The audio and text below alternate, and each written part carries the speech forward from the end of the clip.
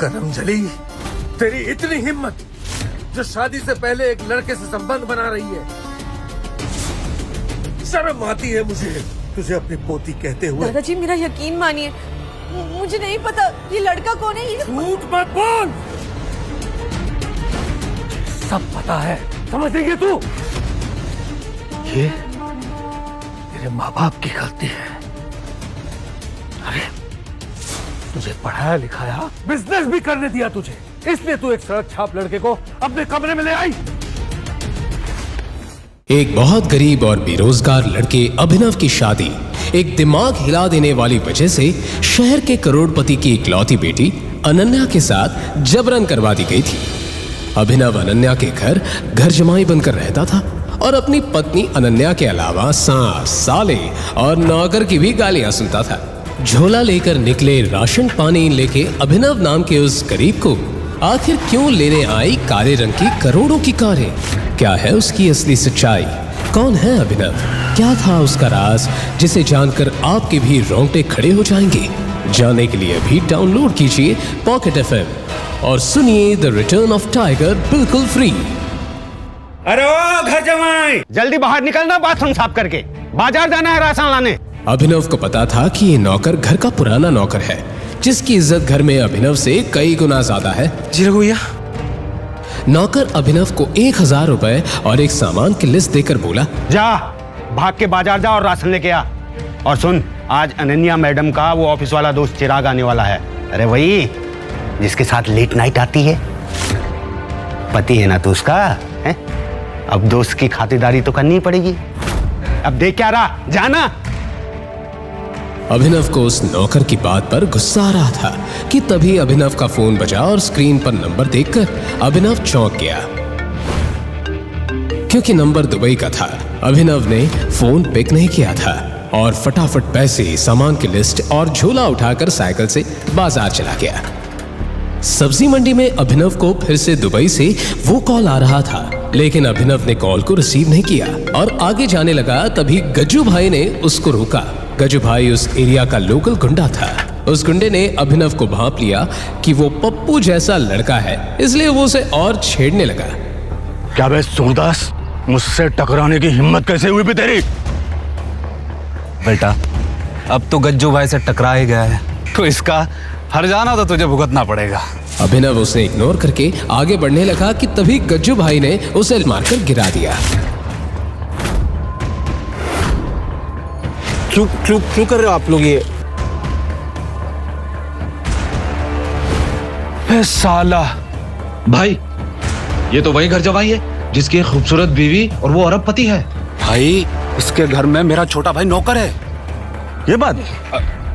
अभिनव इस इंसल्ट को बर्दाश्त करके सर झुकाकर आगे जाने लगा, लेकिन तभी गज्जू भाई ने उसकी कॉलर पकड़ा और बोला, फिर तो हम इसकी अरबपति बीवी को और पार्टी मनाएंगे अनन्या के साथ।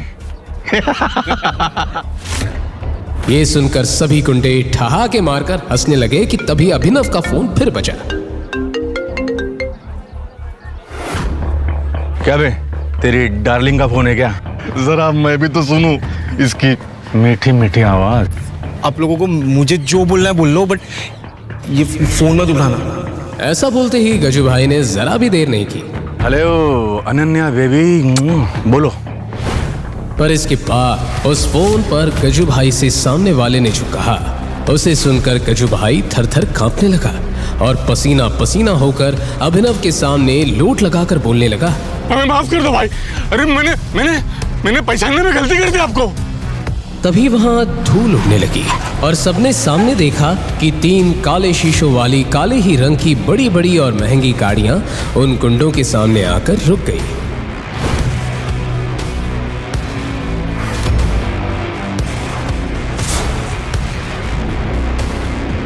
बोला था ना फोन मत उठाओ, उनको लोकेशन मालूम पड़ गई मेरी। बाइक चालू कर, बाइक चालू कर। इतना कहते ही अभिनव उसमें से एक गुंडे के साथ बाइक से निकल गया। आसपास के लोग खड़े होकर यही सोच रहे थे, क्यों फोन उठाते ही आई ब्लैक कार्स। राशन किधर है?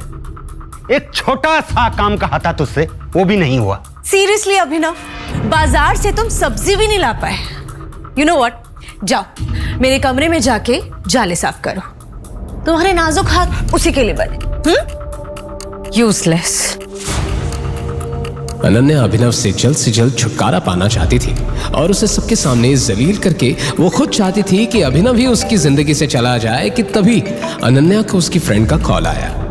हाँ काजल। हे अनन्या, तुम खंडाला अकरम सर की पार्टी में आ रही हो ना? वहाँ पे हमारे कॉलेज के सारे फ्रेंड्स आ रहे हैं। नहीं यार, मेरा मूड नहीं है, आई एम नॉट कमिंग।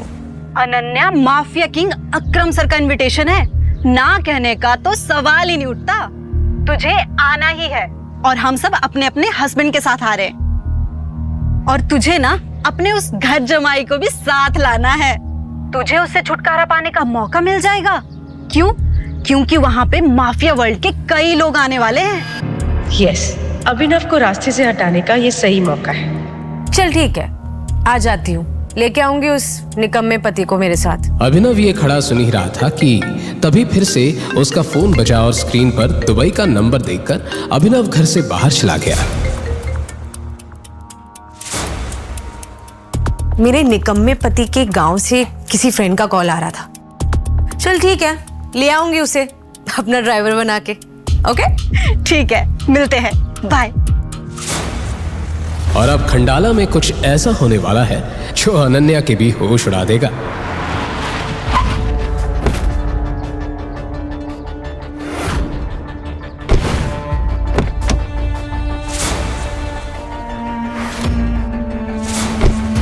अगले दिन अनन्या अभिनव को लेकर कार से खंडाला आ गई कि तभी होटल को देखकर अभिनव की आंखें फटी की फटी रह गई। तुम्हारे पूरे खानदान में शायद तुम इकलौते इंसान होंगे जिसे इतने बड़े होटल में कदम रखने का मौका मिल रहा है। कि तभी वहां अनन्या के कॉलेज के बिगड़ैल रईसजादे दोस्त उसे मिले और उनमें से राज नाम का घमंडी लड़का जो अनन्या पर पहले से लाइन मारता था, उसने अभिनव को नीचा दिखाने के लिए कहा, अनन्या, ये क्या अपने हस्बैंड की जगह अपने नौकर को ले आई इस ट्रिप पर? यही मेरा हस्बैंड है। व्हाट? अभिनव के सिंपल से कपड़े देखकर अनन्या के फ्रेंड्स और उनके हस्बैंड मुंह बनाने लगे, पर आज जो होने जा रहा था उसका उन्हें अंदाजा भी नहीं था। और तभी होटल का मैनेजर आया और बोला, एक्सक्यूज मी सर, अकरम सर की पार्टी शाम में, तो अभी का लंच और ड्रिंक आप अपने एंड से पे कर सकते हैं। जैसे ही वेटर मेन्यू कार्ड लेकर आया तभी आर्यन नाम के लड़के ने अभिनव को फंसाने के लिए अनाउंस कर दिया, हे गाइस, आज खाने का बिल अभिनव भरेगा। मैंने ऐसा कुछ भी नहीं कहा। लेट्स क्लैप फॉर अभिनव। महीने के 6,000 रुपए कमाने वाला ये नौकर हमारे लाखों के बिल भरेगा। Clap clap clap clap clap.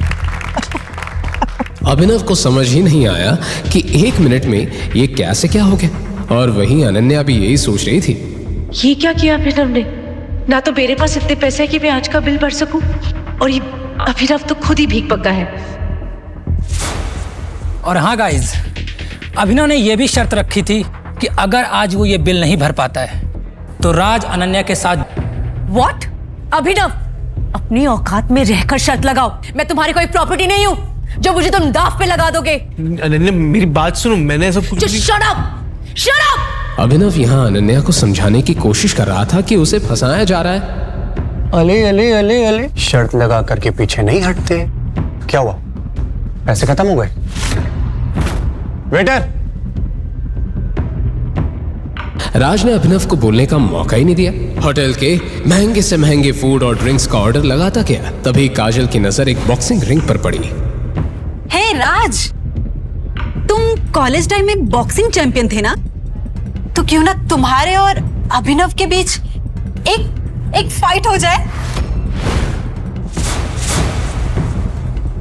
जब तक हमारा खाना आता है तब तक हमारा एंटरटेनमेंट भी हो जाएगा। ये सुनते ही सबके कान खड़े हो गए, क्योंकि राज वाकई बॉक्सिंग का वो खिलाड़ी था जिससे दूसरे कॉलेज वाले भी कांपते थे।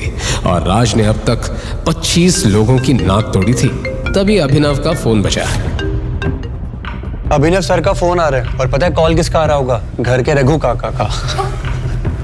फोन करके कह रहे होंगे, ए अभिनव, सफाई करके नहीं गया क्या तू? तो क्या बोलता है फिर? हो जाए, आज पता चल ही जाएगा कि अनन्या के लिए कौन बेस्ट है, तू या मैं। अभिनव, अभी भी मौका है, मना कर दो। अभिनय जीजू, क्या तुम्हारे अंदर हिम्मत नहीं राज से कंपटीशन करने की? अभिनव को अब गुस्सा आ गया और उसने बोला, मैं बॉक्सिंग करूंगा। गाइस, तो आज अभिनव मार खाएगा और हम खाना। राज भी तैयार होकर बॉक्सिंग रिंग के अंदर आ गया। वहां दूसरी तरफ आर्यन और उसके दोस्त महंगे ड्रिंक्स और खाना ऑर्डर करने लगे। तभी राज ने अटैकिंग मोड में आकर अभिनव को एक पंच मार दिया और अभिनव के मुंह से खून निकलने लगा। यस!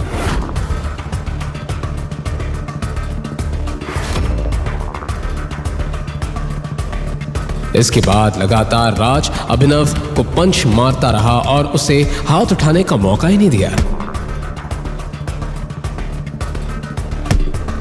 और सभी को यह लग रहा था कि अब तो अभिनव का काम तमाम हो जाएगा कि तभी अभिनव नीचे गिर गया। बस करो अभिनव, हार मान जाओ और बाहर आओ अभी। अनन्या के इतने कहते ही बॉक्सिंग रिंग के बाहर रखा अभिनव का फोन बजने लगा। अनन्या उसका फोन ना देख ले, इस जल्दी में अभिनव उठा और जैसे राज उस पर अटैक करने ही जा रहा था कि तभी अभिनव ने राज को एक इतना जोर का पंच मारा कि राज वहीं बेसुध होकर गिर पड़ा और अनन्या की नजर अभिनव के फोन से हटकर नीचे पड़ी राज पर गई। बॉक्सिंग चैंपियन राज को अभिनव ने एक ही झटके में गिरा दिया। ऐसा पंच तो कोई प्रोफेशनल खिलाड़ी ही मार सकता है। ये अभिनव जरूर कुछ छिपा रहा है। तभी अभिनव बाहर आया और अपने फोन को उठाकर उसने रख लिया। कोई बात नहीं राज, अगर उसने तुझे यहाँ हरा दिया तो टेंशन मत ले। हमने बिल इतना ज्यादा बढ़वा दिया कि उसकी 7 जन्म भी ये बिल पे नहीं कर पाएगी। सर ये रहा आपका बिल, 5,40,000। क्या? कोई बात नहीं, हमारे अभिनव साहब है ना, वो सबका बिल देंगे। पर तभी अभिनव को देखकर वो वेटर थोड़ा कंफ्यूज हो गया। उसके कपड़ों से उसने उसे तुरंत जज कर लिया था। सर रिसेप्शन में आइए प्लीज। ध्यान रखना कहीं ये भाग ना जाए। अब सबकी नजरें उस वेटर पर थी। अनन्या घबराहट में पसीना पसीना हो रही थी कि आज राज न जाने उसके साथ क्या करेगा। इसके बाद जैसे ही वेटर ने अभिनव के हाथ से काट लिया और स्वाइप किया तो उसके चेहरे का रंग बिल्कुल उड़ गया। क्या हुआ? अभिनव के कार्ड में बिल्कुल भी पैसे नहीं है क्या? इसके कार्ड में पैसे नहीं है तो बता दो ना, इसकी इज्जत की चिंता मत करो। यहाँ अनन्या के चेहरे पर रंग उड़ता जा रहा था क्योंकि अभिनव ने पैसे नहीं दिए तो राज आज अपनी सारी भड़ास उस पर निकाल लेगा। आखिर बात क्या है? क्या इनके पास बिल्कुल ही पैसे नहीं है? इससे पहले कि वेटर कुछ कह पाता, अचानक होटल के मेन डोर पर कुछ Z+ सिक्योरिटी गार्ड्स आ गए और सबका ध्यान उस तरफ चला गया। लगता है कोई सेलिब्रिटी आ गया। ओह माय गॉड, ये तो मिस्टर दिग्पाल है, अकरम सर के भी बॉस। जानते हो, इनसे मिलने के लिए सालों इंतजार करना पड़ता है। जिस कंपनी में मैं मैनेजर हूँ उसी कंपनी में इन्होंने इन्वेस्ट किया है। आज तो मैंने भगवान के दर्शन कर लिए। मिस्टर दिग्पाल ने अभिनव को पहचान लिया। तुम यहाँ क्या कर रहे हो? मिस्टर दिग्पाल ने अभिनव की तरफ देखा और सबको लग रहा था कि वो उनकी तरफ देख रहे हैं कि तभी राज आगे बढ़ा। अभिनव ने मिस्टर दिग्पाल को इग्नोर किया और मेन गेट की ओर चल दिया कि तभी मिस्टर दिग्पाल ने होटल के मैनेजर से कहा, मैनेजर, इसका और सबका बिल मेरे अकाउंट में ट्रांसफर कर देना। ये कहकर मिस्टर दिग्पाल अपने रूम में चले गए। 1 मिनट में इतना सब हो गया कि किसी को कुछ समझ नहीं आया। ये मिस्टर दिग्पाल ने पी रखी है क्या? शायद ये अभिनव को कुछ और समझ बैठे। ए अभिनव, पैसे तो मिस्टर दिग्पाल ने दिए ना, तो शर्त तो मैं जीता। तू कहाँ जा रहा है? और इस हिसाब से तो अनन्या मेरी हुई। और आज रात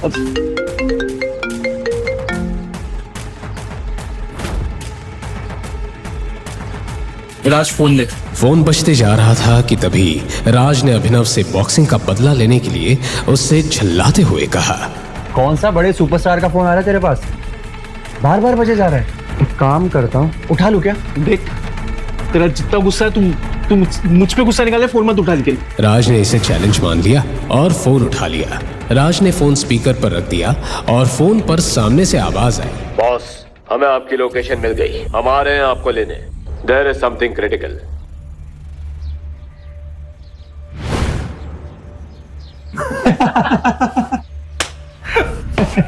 हमें किसी रिक्शे वाले किसी कैब वाले का फोन था और वो अपने आप को कॉन्वॉय समझ रहा है। अनन्या को भी ये देखते हुए मजा आ रहा था, पर तभी हुआ ऐसा कुछ कि सभी की बोलती बंद हो गई।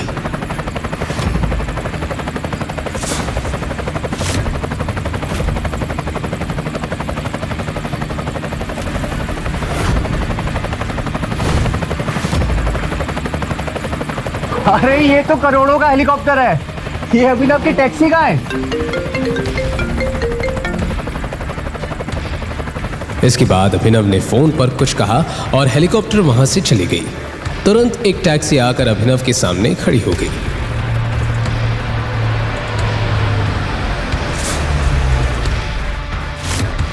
अबे खोदा पहाड़ और निकली चुईया। वही मैं कहूँ, इतने महंगे हेलीकॉप्टर में ये बैठेगा।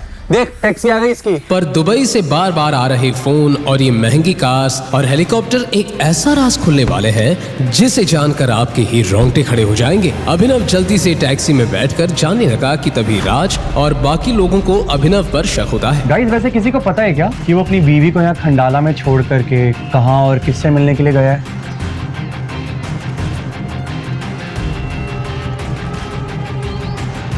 आपने जिस व्यक्ति को कॉल किया है वह अभी दूसरी कॉल पे व्यस्त है। हाउ डेयर यू अभिनव, तुम मुझे बिना बताए कहाँ चले गए? अनन्या, क्या तुमने कभी कोशिश नहीं की जानने की कि तुम्हारा वो निकम्मा पति किससे बातें करता है? क्यों ना ये अभिनव का पर्दाफाश कर दिया जाए। आज उसे रंगे हाथों पकड़ ही लेते हैं। इतना कहने के बाद राज ने अनन्या की कार निकाली और सबके साथ अभिनव जिस टैक्सी में था उसे फॉलो करने लगा।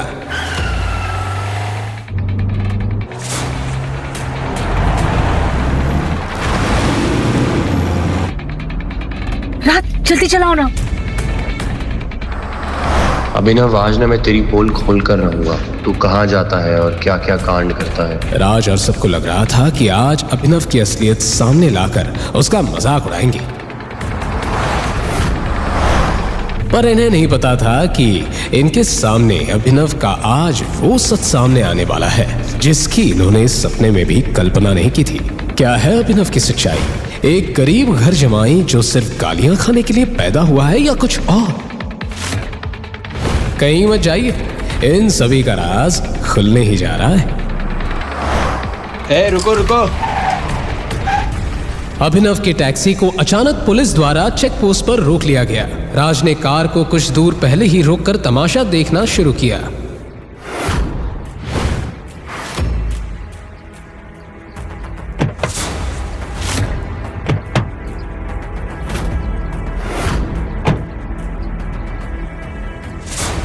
पुलिस इंस्पेक्टर अभिनव को बाहर उतारकर चेक करने लगा। तलाशी करने पर पुलिस को अभिनव के पास से एक गन मिली। गन देखते ही पुलिस इंस्पेक्टर ने अभिनव से कहा, क्या ये?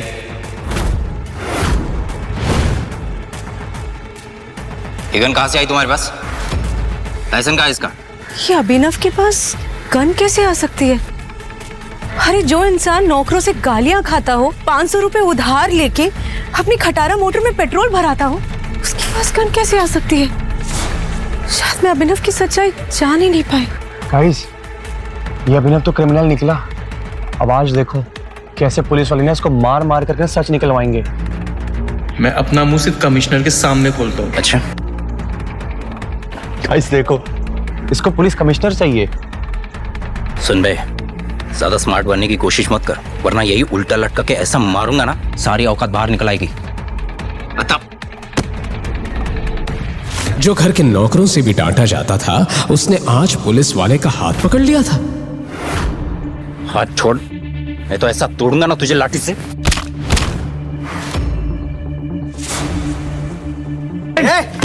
ये चिल्लाहट सुनते ही आसपास के सब पुलिस वाले भी घूम गए। अनन्या और राज के भी होश उड़ गए। अरे कोई कमिश्नर साहब को बुलाओ, ये आदमी पागल हो गया है।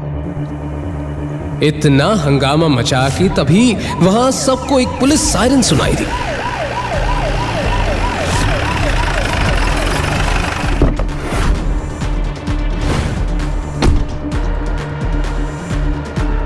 ये क्या तमाशा है? सर।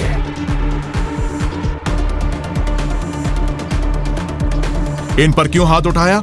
कमिश्नर को देखते ही सबके चेहरे सफेद पड़ गए और जिस अभिनव को अभी तक बेइज्जती मिल रही थी उसके सामने अब पुलिस भी खड़ी कांप रही थी। ये अभिनव की कमिश्नर तक पहचाने, पर कैसे? यहाँ अनन्या और बाकी लोगों के साथ पुलिस इंस्पेक्टर का दिमाग भी घूम रहा था। तुम्हें अपनी नौकरी से प्यार है या नहीं? किसने पकड़ा इनको? लेकिन सर इसके पास इनके पास ये गन मिली सर। तो क्या हुआ? सेल्फ डिफेंस के लिए है और मैंने ही गिफ्ट की थी ये गन बर्थडे पे। बर्थडे पे? पर अभिनव तो अपने बर्थडे पे अपनी मम्मी की सैंडल ठीक करवाने गया था और इसी बीच कमिश्नर ने उसे गन भी गिफ्ट कर दी। मैं सपना तो नहीं देख रही ना? अनन्या और बाकी सब कुछ भी समझ नहीं पा रहे थे कि तभी कमिश्नर ने अभिनव को उसे बाइज्जत जाने दिया।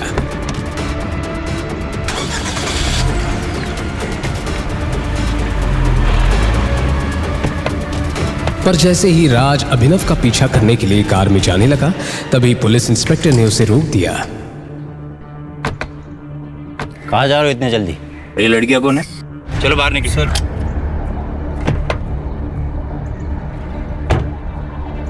सर वो हम अभिनव जी के साथ है, तो वो जहाँ जा रहे हैं हम भी वही जा रहे हैं। अच्छा ठीक है, तुम लोग जाओ।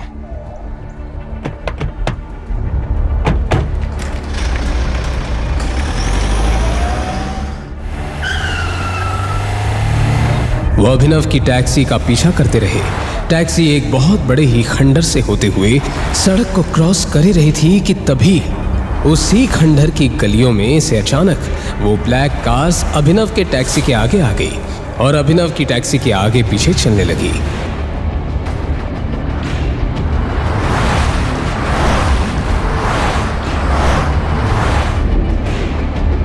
तभी वो 3 ब्लैक कार अभिनव के टैक्सी के साथ चलने लगी।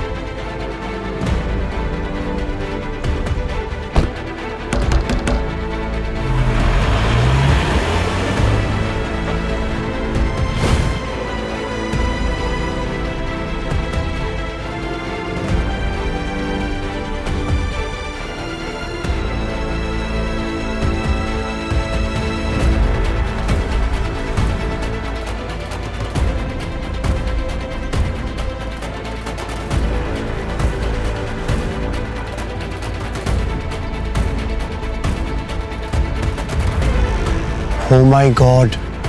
क्या है अभिनव का दुबई से कनेक्शन और क्यों आ रहा था अभिनव को दुबई से कॉल? गरीब डिलीवरी बॉय अभिनव की बरसों पुरानी गर्लफ्रेंड ने उसे एक रईसजादे के लिए छोड़ दिया।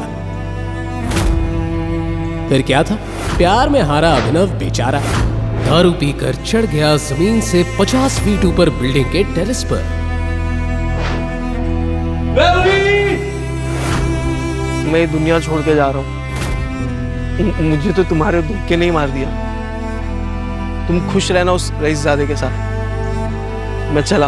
वो मजनू तो जान देने को तैयार था मगर किस्मत को कुछ और ही मंजूर था। अचानक अभिनव नीचे गिर गया मगर वो गिरा भी तो कहां?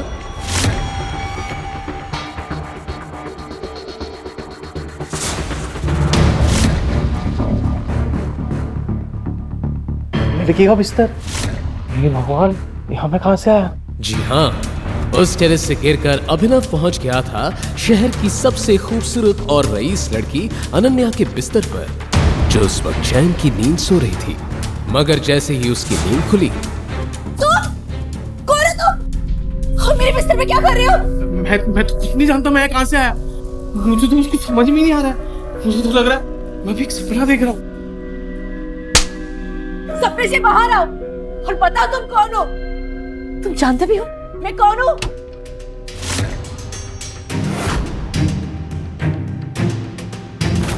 ओह माय गॉड, ये सब क्या चल रहा है बहना? ये भिखारी तुम्हारे बेडरूम में क्या कर रहा है? रंग रलियां बनाई जा रही हैं। सनी, तुम यहाँ क्या कर रहे हो? वैसे सवाल तो मुझे करना चाहिए बहना कि ये फटेहाल सा बंदा तुम्हारे बेडरूम में क्या कर रहा है? देखो भाई, मुझे तो खुद भी नहीं मालूम यहाँ कैसे आया। मुझे सिर्फ इतना है कि मैं टेरेस पे था। फिर चुप करो, अभी पुलिस आएगी ना तो सारी सच उगलवाएगी तुमसे। ना बहना, पुलिस से कुछ ना कहना। शायद भूल रही हो आप सिंह परिवार की मर्यादा। सिंह परिवार के सारे फैसले एक इंसान लेता है, the great king Hardev Pal Singh, यानी कि हमारे पूजनीय दादाजी। दादाजी का नाम सुनते ही अनन्या के माथे पर पसीना आ गया।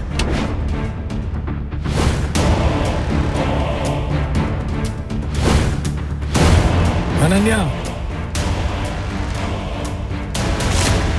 हरदेव पाल सिंह न सिर्फ शहर के जाने माने रईस थे, बल्कि एक बहुत ही रूढ़िवादी और पुरानी सोच वाले सख्त आदमी थे, जो कहने को तो सूट बूट पहनकर घूमते थे, मगर उनकी मानसिकता 500 साल पुरानी थी। अनन्या ये सोचकर डरी जा रही थी कि दादाजी के आने के बाद क्या होगा कि तभी अनन्या बाहर निकल।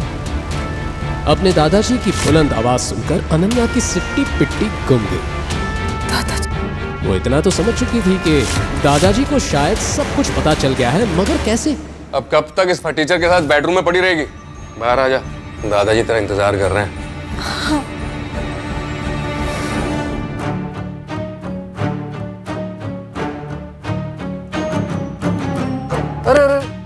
अरे आप कहाँ जा रहे हैं भैया? सुनो, बड़े बुजुर्ग सच ही कहते हैं कि दारू सेहत के लिए हानिकारक होती है। अब देख, तेरी दारू आज तुझे कहाँ ले आई? और मेरी बहन को मेरे दादाजी के गुस्से से कौन बचाएगा? और तू साले डिलीवरी बॉय, तेरी तो ऐसी की तैसी हो गई।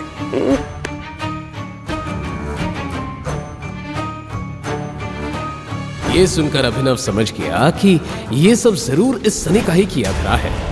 टेरेस से नीचे गिरकर शायद अभिनव बेहोश हो गया होगा और उसी बेहोशी की हालत में सनी ही उसे यहाँ ले आया होगा। मगर अब अभिनव के दिमाग में कुछ और ही सवाल चल रहे थे। भाई अपनी बहन के साथ ऐसा कैसे कर सकता है? सनी अनन्या का सगा भाई है भी कि नहीं? जहां अभिनव के मन में चल रहे थे ये सवाल, वहीं हरदेव पाल सिंह ले आए एक बड़ा पौधा। कदमजली, तेरी इतनी हिम्मत जो शादी से पहले एक लड़के से संबंध बना रही है। शर्म आती है मुझे तुझे अपनी पोती कहते हुए। दादाजी मेरा यकीन मानिए, मुझे नहीं पता ये लड़का कौन है। झूठ मत बोल, सब पता है, समझ रही है तू? ये मेरे माँ बाप की गलती है। अरे तुझे पढ़ाया लिखाया, बिजनेस भी करने दिया तुझे, इसलिए तू एक शर्ट छाप लड़के को अपने कमरे में ले आई। हरदेव पाल ने अभिनव के हाथ में कुछ ऐसा देखा जिसे देखकर वो चौंक गए।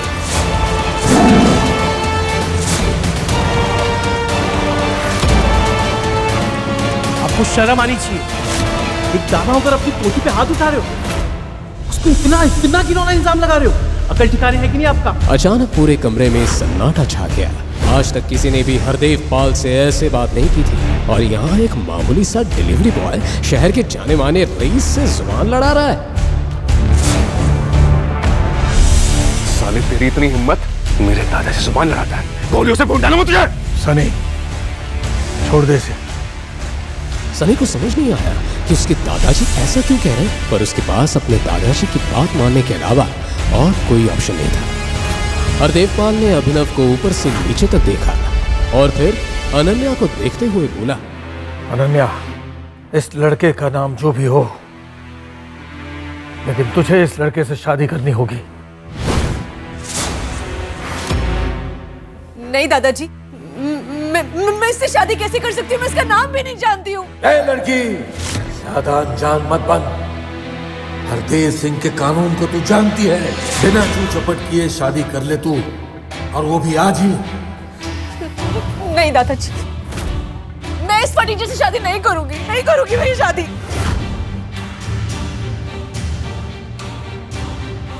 तो ठीक है सनी, अपनी बहन को फार्म हाउस ले जाओ, जिंदा गाड़ दो उसे। ये सुनकर अनन्या सिहर उठी। वो जानती थी कि जो हरदेव कह रहा है वो करवा भी सकता है, क्योंकि इससे पहले भी सिंह खानदान में जिस किसी ने भी हरदेव पाल सिंह के कानून की खिलाफत की, उसका यही अंजाम हुआ है। अनन्या भी अब अपने दादा के सामने लाचार हो गई थी। वहीं अभिनव जानता था कि अगर उसने अनन्या से शादी नहीं की तो एक मासूम लड़की उसकी वजह से अपनी जान से हाथ धो बैठेगी। फिर क्या था, 1 घंटे के अंदर ही उसी हॉल में अनन्या और अभिनव की शादी हो गई। शादी की पहली रात अनन्या की जुबान पर बस एक ही सवाल था। नाम क्या है? अभिनव, बट मेरे पापा मुझे प्यार से जो भी बुलाते हो मुझे फर्क नहीं पड़ता। और हाँ, एक बात ध्यान से सुन लो, कि शादी शादी नहीं, एक मजबूरी है। भले दुनिया के लिए हम पति पत्नी हैं, पर इस कमरे में हमारा रिश्ता सिर्फ 2 अजनबियों का है। अभिनव भी जानता था कि महलों की रानी अनन्या का उसके जैसे डिलीवरी बॉय से क्या मिले, पर वो ये नहीं जानता था कि अगर भगवान ने उन दोनों को मिलवाया है तो उसके पीछे कोई ना कोई कारण जरूर होगा। आज मेरे दोस्त अकरम के जन्मदिन की पार्टी है, और अनन्या, तुम उस पार्टी में हमारे नए दामाद को अपने साथ लेकर के जाओगी। वैसे तो अनन्या उस पार्टी में नहीं जाना चाहती थी, मगर दादाजी का हुक्म टालना उसके लिए नामुमकिन था। मजबूरी में अभिनव को भी अनन्या के साथ जाना पड़ा, मगर वहां उसका सामना उससे हुआ जिसे देखकर वो पूरी तरह से चौंक गया।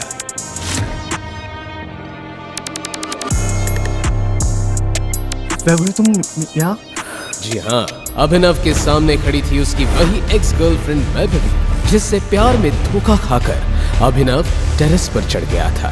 कहने को तो वैभवी भी अभिनव की तरह कम पैसों वाली ही थी, मगर कुछ ही दिनों पहले शहर का जाना माना रईसजादा देवेन उसके प्यार में पागल हो गया, और उसी के चलते वैभवी ने अभिनव को लात मार दी। देवेन ने जब अभिनव को वैभवी से बात करते देखा तो बोला, कौन है बेबी ये फटीचर? ओह, कहीं ये वही डिलीवरी बॉय तो नहीं जो तुम्हारे प्यार में टेरेस से कूद गया था? हाँ बेबी, ये वही देवदास की औलाद है। जरूर यहाँ डिलीवरी करने आया होगा, है ना? इतने में वहां सनी पहुंच गया, जो पहले से ही उस पार्टी में मौजूद था। क्या बात है जीजा जी, आप यहाँ पिज्जा डिलीवरी करना है? जीजा जी, आपकी शक्ल देखकर लगता तो है कि आप एक गरीब खानदान से, और इतना गरीब कि डिलीवरी बॉय बन गए। छी छी छी छी जीजा जी। सनी, तू इस फटीचर को जीजा क्यों बोल रहा है? कहीं तू ये तो नहीं कहना चाहता कि... हाँ, मैं यही तो कहना चाहता हूँ कि मेरी बहन ने इन्हीं के साथ में शादी करी है। ये है मेरे बहन के पति परमेश्वर, यही है मेरी बहन के पति, प्यारे प्यारे पति। ये सुनकर पार्टी में मौजूद हर शख्स की होश उड़ गई, मगर जो सबसे ज्यादा बौखलाया वो था अनन्या का सबसे पुराना दीवाना चिराग। नहीं अनन्या, तुम ऐसा नहीं कर सकती। मैं इतना रईस और हैंडसम हूँ, तुमने इस फटीचर के साथ शादी करनी? अरे ऐसा क्या होगा तो तुमने इस भिखारी से शादी कर ली? अरे मैं बताता हूँ ना चिराग कि मेरी प्यारी बहन ने इसके साथ में शादी क्यों कर ली। और फिर बड़े ही नाटकीय ढंग से सनी बड़ी महफिल के सामने उस अनोखी शादी के बारे में बताने लगा।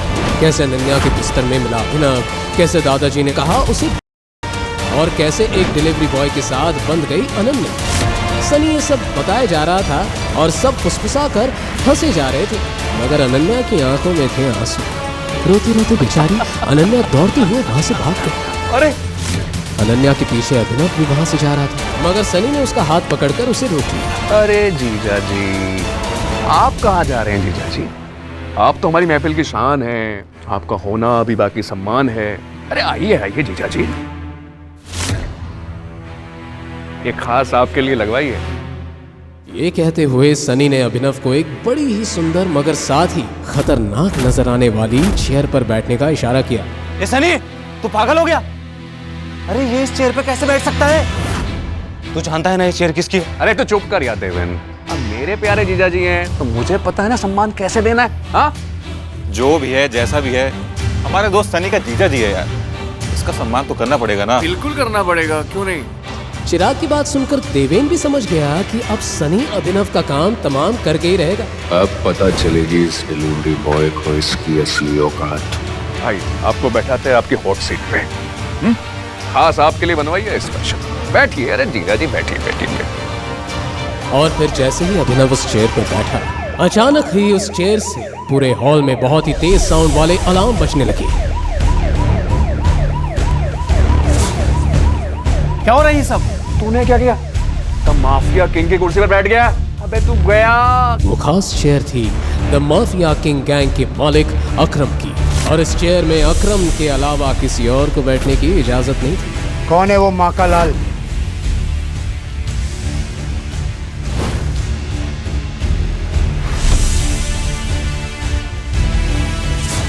जिसने माफिया किंग की कुर्सी पर बैठने की हिमाकत की?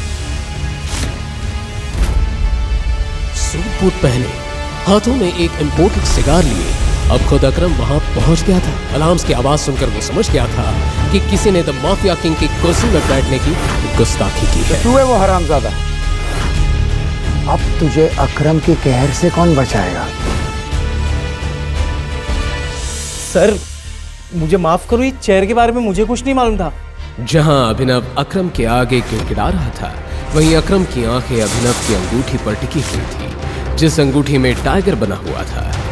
उस अंगूठी को देखते ही अचानक अकरम के चेहरे पे छाया हुआ गुस्सा खौफ में बदल गया, मानो उस अंगूठी को देखकर अकरम को कुछ याद आ गया हो। टाइगर, टाइगर मुझे माफ कर दो। मैंने तुम्हें पहचानने में गलती कर दी बेटा। Really sorry. अरे अकरम अंकल, आप इस फटीचर के सामने हाथ क्यों जोड़ रहे हैं? अरे फटीचर साला किसको बोला बे? ये कुर्सी भी इसकी है और ये कारोबार भी इसका है। ये है हमारे माफिया किंग का असली मालिक, हमारा टाइगर। तो ये है रियल टाइगर। आपने आखिर क्यों अभिनव के आगे अकरम जैसे खतरनाक डॉन ने घुटने टेक दिए? क्यों अकरम अभिनव को कह रहा था टाइगर? क्या याद आया था अकरम को अभिनव की उस अंगूठी को देखकर? और अब क्या नया मोड़ लेने वाली है अभिनव और टाइगर की कहानी? अकरम को अपने पैरों में झुकता देख अभिनव के दिमाग में आया कि कहीं उसका राज अनन्या के सामने ना आ जाए, इसलिए उसने अकरम को अपने पैरों से उठाते हुए घूरा, जिससे वो समझ गए कि टाइगर अपनी असली पहचान सबके सामने नहीं लाना चाहता। तभी अभिनव ने उनसे कहा, क्या यार अकरम भाई, आप भी बहुत मजाकिया हो, आदत गई नहीं आज तक। जवाब में अकरम ने भी नकली हंसी हंसते हुए कहा, अब क्या करे, इतने सालों बाद मिले हो, इतना तो बनता था।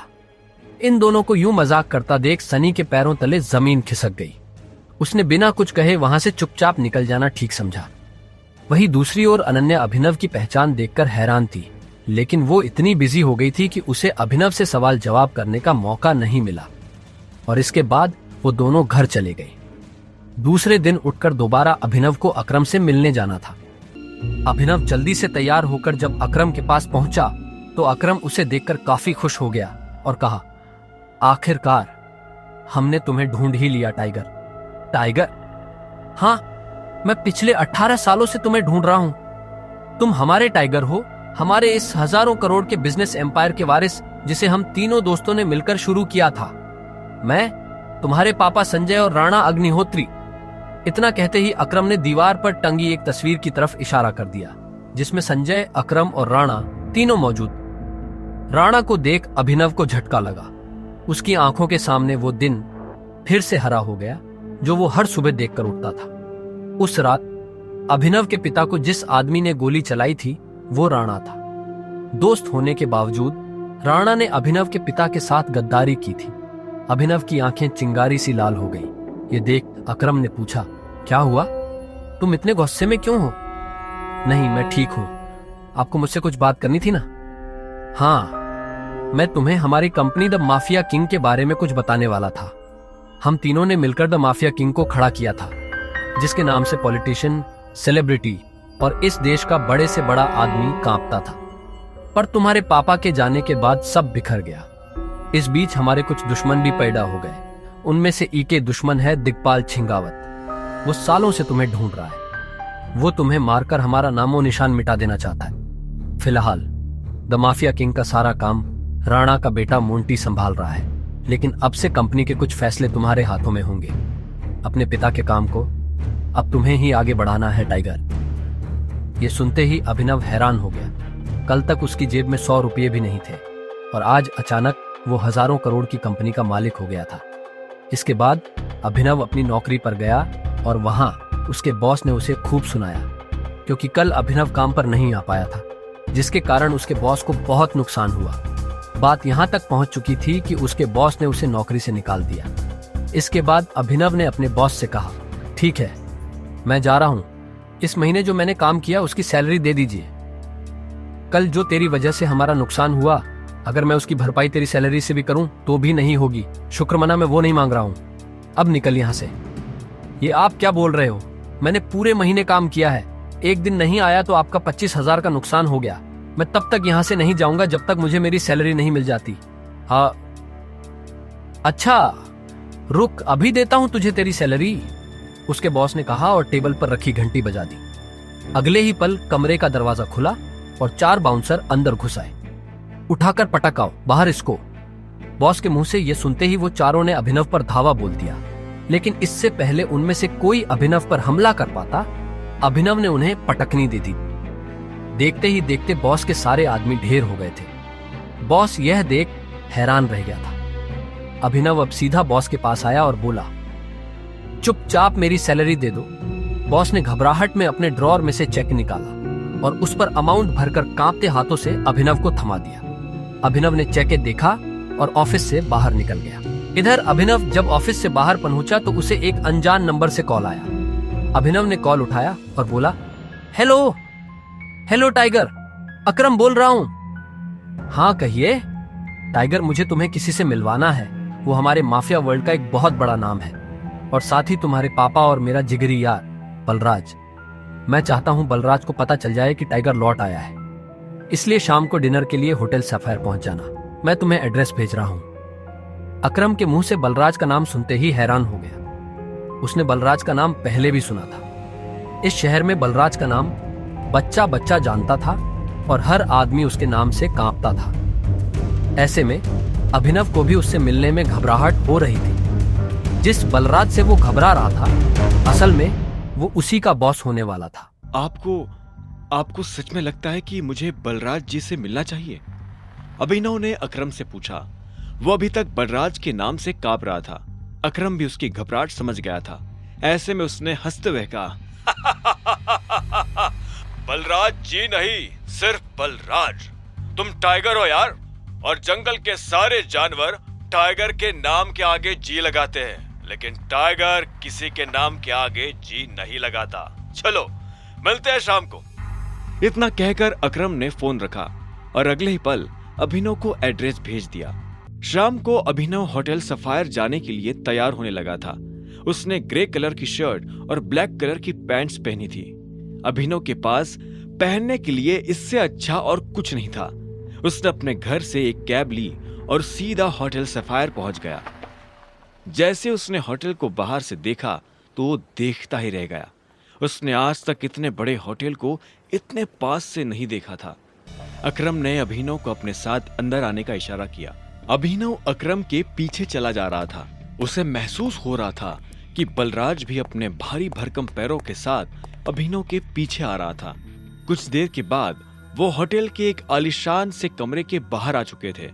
इससे पहले कि वो अंदर जाते, एक चीफ सिक्योरिटी ऑफिसर उनके पास आया और बोला, welcome boss, can I get you something? हाँ, हमारे पास कौन कौन सी लिकर अवेलेबल है उसकी लिस्ट जरा भिजवा दो। Sir if you don't mind, मुझे सारी अवेलेबल लिकर्स के नाम याद है।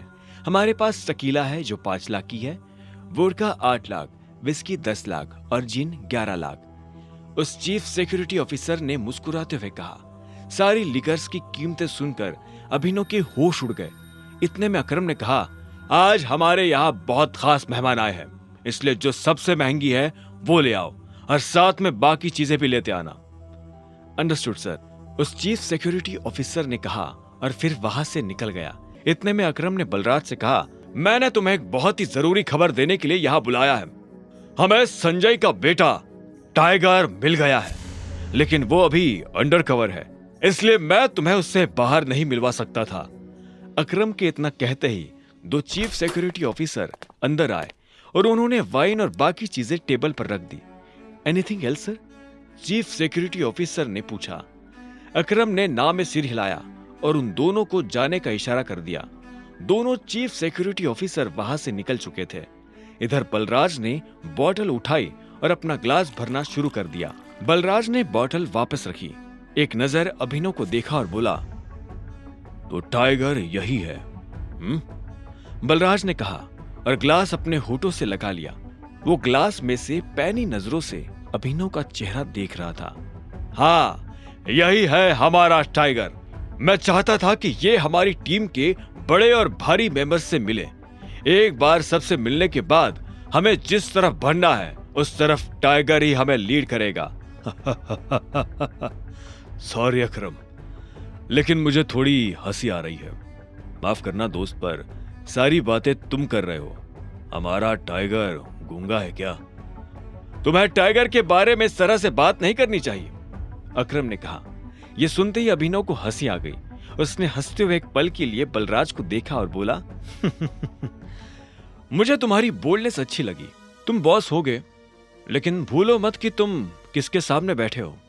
मैं टाइगर हूं और मैं गूंगा नहीं हूं। मैं यहां अपनी गद्दी लेने आया हूं। सिर्फ अकरम की शाबाशी से काम नहीं चलेगा प्यारे। मैंने यह एक्सेप्ट नहीं किया कि तुम टाइगर हो। तुमने कहा कि तुम साबित कर सकते हो, तो मैं तुम्हें चैलेंज देता हूं। यह सुनते ही अकरम के कान खड़े हो गए। वो जानता था बलराज क्या करने वाला है। उसने बीच में आते हुए कहा, क्या कर रहे हो बलराज? लेकिन बलराज ने अकरम को हाथ के इशारे से चुप रहने के लिए कहा और फिर अभिनव की तरफ देखते हुए बोला, चलो लड़ाई करते हैं। अगर तुम हारे तो भूल जाना कि तुम टाइगर हो। हमसे कुछ पैसे लेना और गुड़गांव से जितना दूर हो सके उतना दूर सेटल हो जाना। अरे नहीं बलराज, ये सही नहीं है, अकरम ने घबराहट में कहा। बलराज जवाब के इंतजार में अभिनव को देख रहा था। अकरम ने अभिनव को देख ना में सिर हिला दिया। अभिनव ने अकरम से नजर हटाई, बलराज को देखा, अपना ग्लास उठाया, एक सांस में सारी शराब गटकी और जोर से ग्लास टेबल पर पटक कर बोला, कब करनी है लड़ाई? यह सुनते ही बलराज के चेहरे पर मुस्कान आ गई। अकरम के होश उड़ गए थे। क्या? नहीं टाइगर, होल्ड होल्ड, तुम्हें कुछ भी साबित करने की जरूरत नहीं है, अकरम ने अभिनव से कहा। वो अभिनव को किसी तरह की परेशानी में नहीं डालना चाहता था। अकरम, मैं जो कर रहा हूं अपनी मर्जी से कर रहा हूं। बलराज जो आज मेरे मुंह पर बोल रहा है, मैं नहीं चाहता कि कल को कोई भी एरा गेरा मेरे पीठ पीछे बोले, अभिनव ने कहा और बलराज की आंखों में देखने लगा। जब अकरम ने अभिनव की आंखों में संजय जैसे तेवर देखे तो उसने गहरी सांस ली और सब ऊपर वाले के भरोसे छोड़ दिया। लगभग 1 घंटे के बाद बलराज अभिनव और अकरम के साथ अपनी प्राइवेट अरीना में आ गया था। ये वही अरीना थी जहां पर बलराज अक्सर लड़ाई किया करता था। तो अकरम मियां, किस पर दाव लगाओगे, मैं या ये? बेवकूफी भरा सवाल है बलराज। टाइगर के होते हुए किसी और पर दाव लगाया जा सकता है क्या? अकरम ने जवाब दिया। बुरी तरह पछताओगे, मुंह छिपाने की भी जगह नहीं मिलेगी, बलराज ने हंसते हुए कहा और रिंग में दाखिल हो गया। दोनों के बीच लड़ाई शुरू हुई और बलराज चिंघाड़ते हुए अभिनव की तरफ दौड़ा। उसने जैसे ही अभिनव पर पहला मुक्का मारा तो अभिनव एक बार को सन्न रह गया। बलराज किसी हाथी जैसा लग रहा था। उसका मुक्का अभिनव की नाक तोड़ता उससे पहले अभिनव को होश आया और उसने अपना सिर नीचे झुका लिया।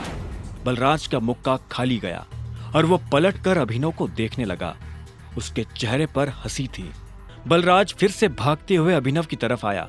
उसने फिर से हवा में मुक्का ताना अभिनव ने फिर से अपना सिर झुकाया और बलराज की पीठ पर घुमाकर एक लात मार दी। बलराज धक्का खाकर रिंग पर गिर गया। इधर अभिनव दूसरे कोने में खड़ा हो गया था। बलराज को इस बार गुस्सा आया।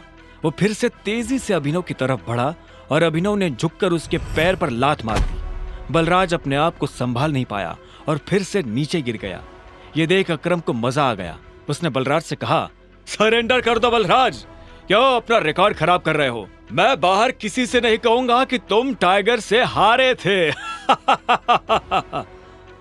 बलराज ने गुस्से में फर्श पर अपना हाथ मारा और झटके से खड़ा हो गया। इसके बाद उसने एक के बाद एक अभिनव पर मुक्के बरसाना शुरू कर दिए। अभिनव ने अपने आप को उसके मुक्कों से बचाया और आखिर में जैसे ही बलराज का मुक्का अभिनव के चेहरे पर पड़ने वाला था, अभिनव ने उसे रोका और बलराज के पेट में एक मुक्का मार दिया। बलराज दर्द के मारी नीचे झुका। इतने में अभिनव ने बलराज के पीछे आकर अपने दोनों हाथ उसकी कमर में कसे और उसे हवा में उठा दिया। ये देख अकरम का मुंह खुला का खुला रह गया था। आखिर में अभिनव ने बलराज को एक पल के लिए हवा में थामा और फिर उल्टा पटक दिया। बलराज के मुंह से चीख निकल गई। ये कहां से सीखा? कहीं से नहीं, ये टाइगर को विरासत में मिला है, उसकी गद्दी के साथ, अभिनव ने कहा। इतने में अकरम ने उसके पास आकर अभिनव को गले से लगा लिया और बलराज को चिढ़ाते हुए बोला, tiger tiger tiger tiger. Balraj की कमर में मोच आई थी, पर उसने हंसते हुए अभिनव से कहा, चलो शराब पीते हैं, आज की पार्टी मेरी तरफ से। इस बात पर अकरम ने कहा, ऐसे नहीं, ऐसे पूछो कि टाइगर, क्या आप मेरे साथ शराब पीना पसंद करेंगे? क्या आप मेरे साथ शराब पीना पसंद करेंगे मेरे टाइगर? बलराज ने कहा और अभिनव के सामने नीचे झुक गया। अभिनव ने मुस्कुराते हुए बलराज को उसके कंधे से पकड़कर ऊपर उठाया और बोला, क्यों नहीं। ठीक इसी वक्त अभिनव का फोन बज उठा। उसने देखा अनन्या का फोन था। हाँ अनन्या, मेरे मम्मी पापा वापस आ गए हैं। जो कुछ भी हुआ उसके बारे में उन्हें पता चल चुका है। वो तुमसे मिलना चाहते हैं। तुम अभी के अभी मेरे दादाजी वाले घर आओ। अभिनव ने फोन जेब में डाला। इतने में अकरम उसके पास आया और बोला, क्या हुआ, सब ठीक है? हाँ अकरम, सॉरी बलराज, लेकिन मैं तुम्हारे साथ नहीं आ पाऊंगा। मुझे अभी अपने ससुराल जाना पड़ेगा। मेरे सास ससुर आए हुए हैं। ससुराल? तुमने शादी कब की? बलराज ने चौंकते हुए कहा। लंबी कहानी है, फिर कभी बताऊंगा, अभिनव ने जवाब दिया। बलराज ने आगे कहा, वैसे अकरम, हमें मोंटी को बुलाकर बता देना चाहिए कि नहीं, अभी नहीं। जब तक चीजें साफ नहीं हो जाती तब तक किसी को भी भनक नहीं लगनी चाहिए कि टाइगर लौट आया है। मोंटी जो कर रहा है उसे करने दो, अकरम ने कहा। इतने में अभिनव ने कहा, चलो मैं निकलता हूं। अकरम, तुम्हें याद है ना, मुझे कल से एक नई नौकरी। हाँ, तुम कल ऑफिस आ जाओ, मैं अपने सेक्रेटरी को बोल दूंगा, तुम्हारा काम हो जाएगा। ये सुन अभिनव ने अकरम और बलराज से हाथ मिलाया और वो बाहर आ गया। उसने अपने जाने के लिए एक कैब बुक कर ली थी। जैसे ही वो कैब में बैठने वाला था कि इतने में अकरम भागते हुए उसकी तरफ बढ़ने लगा। अभिनव ने देखा उसके हाथ में कुछ था। इतने में अकरम पास आया और उसने एक छोटा सा बैग अभिनव को थमा दिया। इसमें क्या है? वही शराब जो हमने होटल में पी थी। अपने सास ससुर को पिलाना। उनकी पूछतों ने भी कभी इतनी महंगी शराब नहीं पी होगी। अकरम ने कहा और इस बात पर दोनों हंस पड़े। आखिर में अभिनव ने कहा, इन सब के लिए thanks, thank you so much. और तुम्हें भी वापिस आकर हमारी उम्मीदें जिंदा करने के लिए, अकरम ने कहा। अभिनव मुस्कुराया और वहां से निकल गया। गाड़ी अनन्या के घर के बाहर आकर रुकी। अभिनव नीचे उतरा और गहरी सांसें लेते हुए घर के अंदर पहुंच गया। उसने देखा कि अनन्या के माता पिता यानी शर्मिला और राजीव सोफे पर बैठे हुए थे। वो उन्हें देखते ही पहचान गया था। वो दोनों भी अभिनव को अंदर आते हुए देख रहे थे। अभिनव जितने अच्छे से मुस्कुरा सकता था वो उतने अच्छे से मुस्कुरा रहा था। नमस्ते मम्मी जी। नमस्ते पापा जी, ये मैं आपके लिए लाया था, अभिनव ने हिचकिचाते हुए कहा और बोतल उन दोनों की तरफ बढ़ा दी। शर्मिला ने अभिनव को देखते ही अपना मुंह फेर लिया था लेकिन राजीव की नजर जैसे ही बॉटल पर पड़ी तो उसने तुरंत अभिनव के हाथ से बॉटल ले ली। क्या बात है, ये तो काफी महंगी लग रही है। माय गॉड, क्या खुशबू है, देखो, राजीव ने कहा और बॉटल शर्मिला की तरफ बढ़ा दी। शर्मिला ने उसे झटके से दूर किया और बोली, क्या तुम भी? मुझे तो लगता है कि ये कहीं से बॉटल चोरी करके लाया होगा। तुम्हें लगता है कि इसके जैसा आदमी इतनी महंगी शराब अफोर्ड कर पाएगा? जो कुछ भी हुआ है उसके बारे में हमें सब कुछ पता है। अनन्या को भी नहीं पता ये सब कैसे हुआ, और मुझे भी लगता है कि ये कोई बहुत बड़ी गड़बड़ हुई है। पर जो भी हो, अब तुम्हारा और अनन्या का जो रिश्ता है उसे बदला नहीं जा सकता। अभिनव ने हाँ में सिर हिला दिया। वैसे भी जो कुछ हुआ उसका उसे मलाल नहीं था। अगर वो अनन्या से नहीं मिलता तो वो अकरम से कभी नहीं मिल पाता। साथ ही वो बाहर की दुनिया में अनन्या का नाम भी खराब नहीं होने देना चाहता था। ऐसे में वो भी नहीं चाहता था कि ये शादी टूटे। राजीव ने आगे पूछा, तो तुम काम क्या करते हो? मैं डिलीवरी बॉय का काम करता था, लेकिन मुझे आज नौकरी से निकाल दिया गया है, अभिनव ने कहा। उसके ये शब्द किसी बम की तरह उन दोनों पर गिरे। इससे पहले कि शर्मिला कुछ कहती, राजीव ने कहा, कोई बात नहीं, लेकिन तुम्हें जल्द से जल्द कोई नई नौकरी ढूंढनी होगी। अब तुम जा सकते हो, राजीव ने शांति से कहा। अभिनव उठा और बाहर निकलने लगा। इतने में शर्मिला के गुस्से में और एक उबाल आया और वो अभिनव के पीठ पीछे बोली, देखो कैसा ढीठ है, ओवर कॉन्फिडेंस देख रहे हो इसका? जेब में 10 रुपया नहीं है पर चल ऐसे रहा है जैसे किसी जंगल का टाइगर हो। भाड़ में जाए ऐसा कॉन्फिडेंस। और तुम, नौकरी का मतलब ये नहीं कि कल को तुम पार्किंग लॉट में बैठकर लोगों की गाड़ियों की रसीद काटो। मेरा मतलब है एक नौकरी जैसी नौकरी। अगर कल तक तुम्हें वो नौकरी मिल जाती है तो तुमने जो कहा है मैं उसके बारे में सोच सकती हूँ। शर्मिला से ये सुनते ही अभिनव के चेहरे पर एक बड़ी सी मुस्कान आ गई। शर्मिला को नहीं पता था कि अभिनव कौन है और उसके पीछे किसका हाथ है। उसने मुस्कुराते हुए हाँ में सिर हिलाया और घर के अंदर जाने लगा। रात बहुत हो चुकी थी और उसे पता था कि इस वक्त वो अपने घर नहीं जा सकता। उसने सोचा था कि वो अनन्या के कमरे में जाकर सो जाएगा। क्या है, रात हो गई है, मैं अपने घर नहीं जा सकता, मुझे सोने के लिए जगह चाहिए। तो क्या, तुमने मुझे यहां मम्मी पापा से मिलने के लिए बुलाया था ना, तो अब तुम जगह दो। तुम्हें क्या लगता है मैं तुम्हें फिर से अपने कमरे में आने दूंगी? तो और मैं कहाँ जाऊंगा, मुझे नहीं पता। अनन्या ने दरवाजा बंद किया और दूसरी तरफ से चिल्लाते हुए बोली, नौकरों की जगह मालिकों के कमरों में नहीं, घर के स्टोर रूम में होती है। ये सुनते ही अभिनव को बुरा लगा, पर वो कर भी क्या सकता था। उसने बस बंद दरवाजे को देखा और हताशा से अपना सिर हिलाने लगा। उसे पता था कि उसे बाकी कमरों में भी कोई जगह नहीं मिलने वाली है, इसलिए जहां इस घर के नौकर सोया करते थे अभिनव वहां चला गया। वहां उसे किस्मत से एक बिस्तर खाली मिला और अभिनव उस पर जाकर सो गया। अभिनव को कब नींद लगी और कब सुबह हो गई उसे पता ही नहीं चला। वो जल्द से जल्द तैयार हुआ और AK प्राइवेट लिमिटेड पहुंच गया। जैसे ही वो कैब से बाहर निकला तो सबसे पहले उसकी नजर सनी पर पड़ी।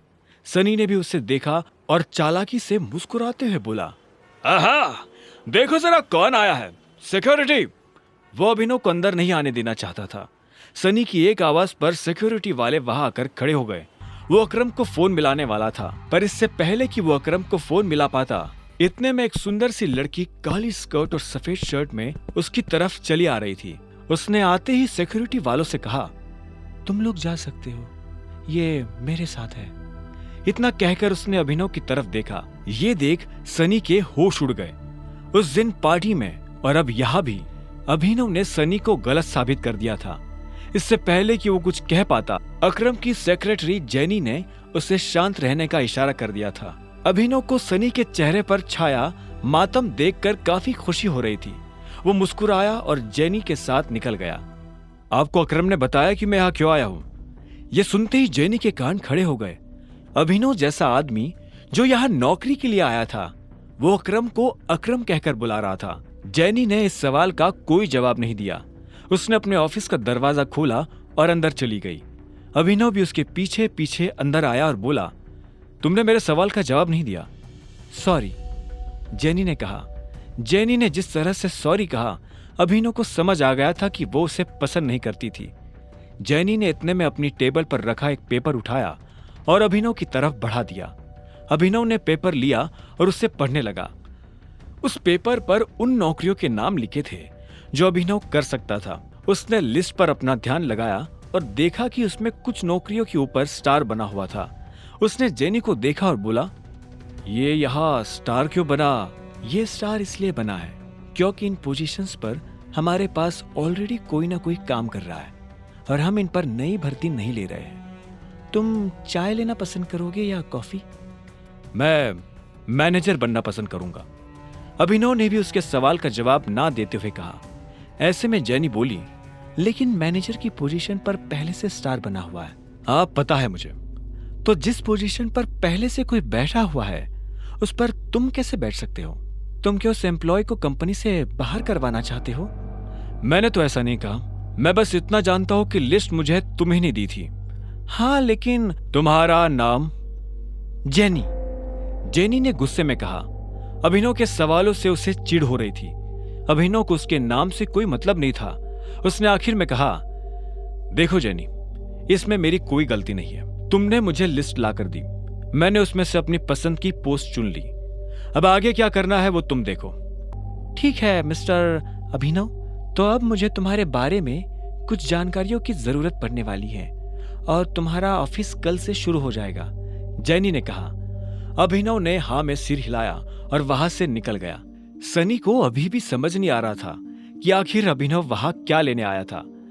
उधर अभिनव को लगा कि अब कल से नौकरी पर जाने के लिए उसे नए कपड़ों की जरूरत पड़ने वाली है। कपड़ों के साथ साथ उसे अपना फोन भी बदलने की जरूरत थी। अकरम का दिया हुआ चेक उसकी जेब में ही रखा हुआ था। अभिनव अपने चेक से पैसे निकालने के लिए बैंक चला आया। तभी उसकी नजर प्रणव से मिली। प्रणव उन लोगों में से था जो अभिनव की गरीबी का मजाक उड़ाया करता था। जैसे उसने अभिनव को बैंक के अंदर आते हुए देखा तो बोला, अरे वाह, देखो तो कौन आया है। प्रणव खुद एक बैंकर था। वो अरबपति तो नहीं था, लेकिन उसके पास अच्छी खासी दौलत थी। वो दिखने में भी स्मार्ट था। वो अभिनव को इसलिए जानता था क्योंकि अभिनव अक्सर इस बैंक में डिलीवरी के काम से आया करता था। हालांकि वो दिखने में अभिनव के आगे कुछ नहीं लगता था, लेकिन उसमें और अभिनव में एक ही फर्क था, गरीबी का।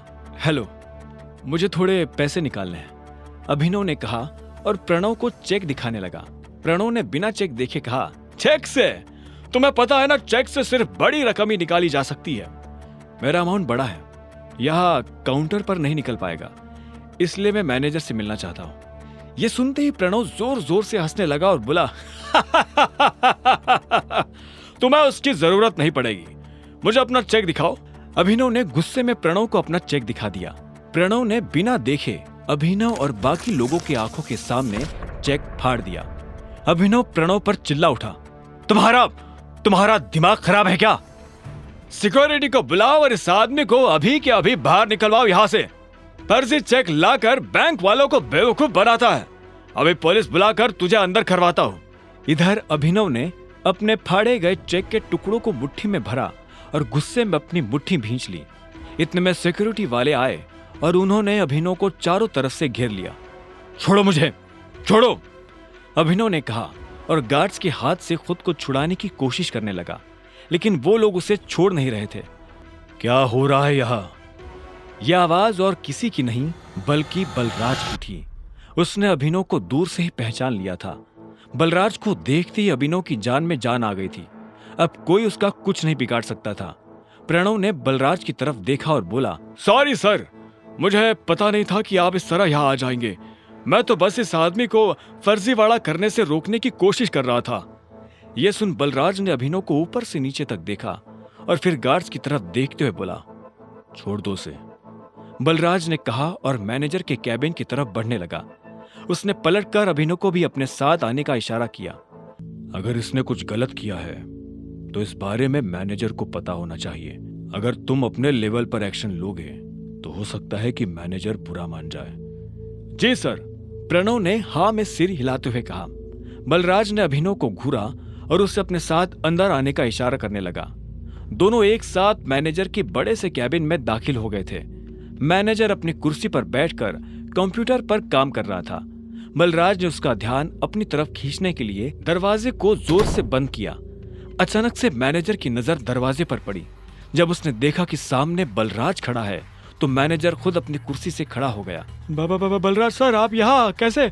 मुझे बुलवा लिया होता। बलराज ने उसे खींचते हुए देखा और बोला, वैसे तो मैं यहाँ कुछ काम से आया था, लेकिन बाहर जो मैंने तमाशा देखा तो मुझे लगा कि पहले उसके बारे में तुमसे बात कर लेनी चाहिए। तुम्हें पता है ये साहब कौन है? मैनेजर ने अभिनव की तरफ देखा। उसकी नजर उसके चेहरे से फिसलते हुए उसके हाथों और आखिर में उसकी अंगूठी पर चली गई। जैसे उसने अंगूठी पर बने उस निशान को देखा तो मैनेजर का मुंह खुला का खुला रह गया। उसके मुंह से निकला, बाप रे बाप, ये टाइगर है। ये कौन है? अभिनव ने बलराज से पूछा। ये उस टीम का आखिरी हिस्सा है जिस टीम के तुम कैप्टन हो टाइगर। इससे पहले कि अभिनव कुछ कह पाता, मैनेजर उसके पैरों में आकर गिरा और बोला, टाइगर, आपको यहाँ कितनी देर हुई और मैं आपके लिए क्या कर सकता हूँ? फिलहाल तो आप मेरे पैरों में से उठ जाइए। आपको और इनको छोड़कर किसी को नहीं पता कि मैं टाइगर हूँ, अभिनव ने कहा। यह सुनते ही मैनेजर अपनी जगह पर खड़ा हो गया और बोला, आपको देखकर बहुत अच्छा लगा। अब आप आ गए हैं तो हमें जरूर इस मुसीबत से बाहर निकाल ही लेंगे। वो सब तो ये कर ही लेंगे, लेकिन उससे पहले आपको अपने नौकरों को सबक सिखाना पड़ेगा, क्योंकि अगर मैं सबक सिखाने पर आ गया तो आपको पता ही है क्या होगा। बलराज ने कहा और अभिनव के साथ जो हुआ उसने मैनेजर को सब बता दिया। यह सुनते ही मैनेजर का खून खौल उठा।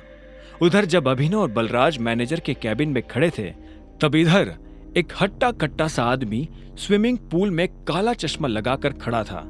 उसकी आंखों पर चश्मा, गले में सोने की मोटी चैन और बगल में विस्की का ग्लास था।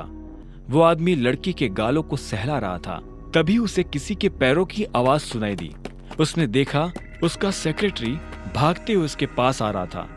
सेक्रेटरी उस आदमी के पास आया और बोला, सर, अभी खबर मिली है कि टाइगर लौट आया है। यह सुनते उस आदमी का हाथ रुक गया। उसने लड़की के गाल पर से हाथ हटाया और हाँ में सिर हिलाते हुए सिगार पीने लगा। आप कहते हैं तो?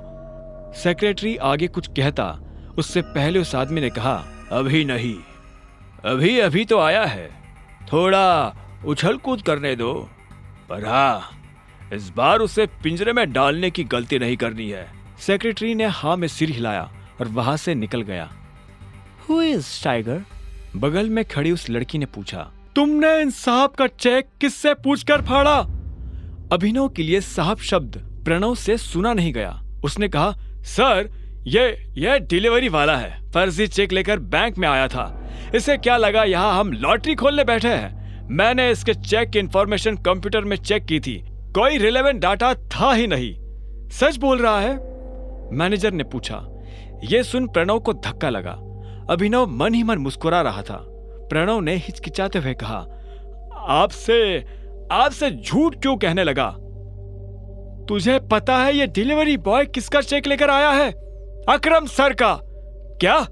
हाँ, तूने इसके साथ जो किया वो ठीक है, लेकिन अकरम सर को अगर पता चला कि तूने उनके चेक का ये हाल किया है तो वो तेरे साथ क्या करेंगे जानता है ना? मैनेजर ने कहा। अकरम का नाम सुनते ही प्रणव की हालत खराब हो गई थी। इतने में मैनेजर ने कहा, एक काम कर, वो रही टेप और ये रहा चेक, इसका एक एक टुकड़ा जोड़। क्या सर? तुझे नौकरी से निकाल रहा हूं। नहीं सर, मैंने क्या किया? शाबाश, ये तुझे सुनाई दे गया, और इससे पहले जो कहा वो है? आखिरकार प्रणव ने चेक को बड़ी मेहनत से जोड़ा और मैनेजर को दे दिया। मैनेजर ने उसे देखा और प्रणव को बाहर जाने का इशारा कर दिया। जैसे ही प्रणव बाहर गया तो मैनेजर ने अंदर से कमरे का दरवाजा लॉक किया और अभिनव के पास आते हुए बोला, टाइगर, तुम इतने सालों से कहाँ थे? पहले ये बताओ कि तुम मेरे पापा से कैसे जुड़े हुए हो? मैं उनकी टीम का हिस्सा हूं, मैनेजर ने जवाब दिया। इतने में बलराज ने कहा, टाइगर वापस तो आ गया है, लेकिन मोंटी के वापस आने तक किसी को भनक भी नहीं लगनी चाहिए, वरना गेम हो जाएगा। हाँ, बलराज सही कह रहा है टाइगर, हम शेरों के बीच एक भेड़िया घुस आया है वो तुम्हारी और हमारी सारी खबर हमारे दुश्मनों को देने वाला है, इसलिए संभल कर रहना पड़ेगा टाइगर। भेड़िया, तुम्हारा मतलब जासूस? अभिनव ने पूछा। बलराज ने कहा, हाँ, इसके बारे में मोंटी तुम्हें डिटेल में बताएगा, और तब तक गुफा से बाहर आना नहीं, और आओ तो अंधेरे में। इस बीच हमें तुम्हारे पापा यानी हमारे संजय के कातिल का भी पता लगाना है, और साथ ही ये भेड़िया। इस ग्रुप में और कौन कौन है जिससे अभी मिलना बाकी है? मैनेजर ने कहा, इस ग्रुप में है मोंटी, अकरम, बलराज, मैं यानी डीके, इक्का, पार्कर और अलायना। क्या? अलायना? यानी हमारे ग्रुप में एक लड़की भी है? हाँ, इससे पहले उसकी माँ इस पोजीशन पर थी।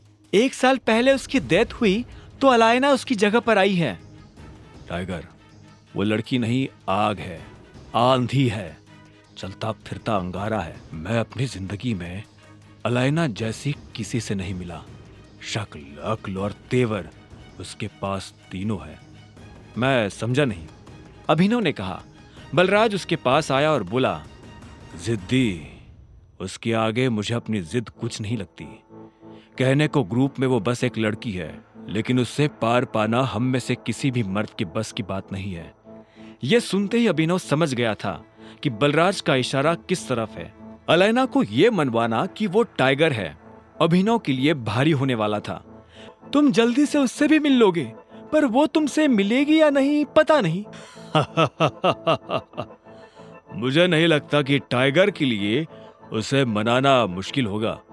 मैंने जैसा सोचा था यह आदमी वैसा है नहीं। बलराज की यह बात सुन डीके के कान खड़े हो गए। उसने बलराज को देखा और बोला, टाइगर ने तुम्हें रिंग में पटका क्या? यह सुनते ही बलराज जोर से हंसा और उसने हाँ में सिर हिला दिया। उसे देख डीके भी जोर जोर से हंसने लगा। आखिर में डीके ने कहा, तुम्हें कितने पैसों की जरूरत है? मैं दे देता हूं। चेक मैं अकरम के ऑफिस से री इशू करवा लूंगा। मुझे अभी 1 करोड़ रुपए चाहिए, बचे 49 करोड़ मेरे नए अकाउंट में डलवा देना, अभिनव ने कहा। और यह सुन डीके उसके लिए पैसे लेने चला गया। उसके जाते ही अभिनव बलराज के पास आया और बोला, एक बात बताओ, ये अलायना के बारे में तुम कुछ जानते हो क्या?